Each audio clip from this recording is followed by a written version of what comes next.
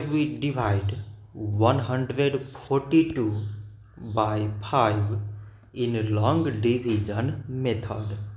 So 5 times 2 is 10. On subtracting we get 4. So now we put down these 2 and it is 42.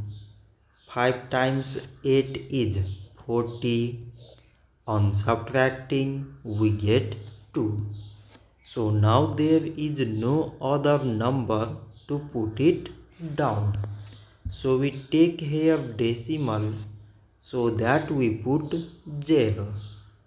So it is 20 and 5 times 4 is 20.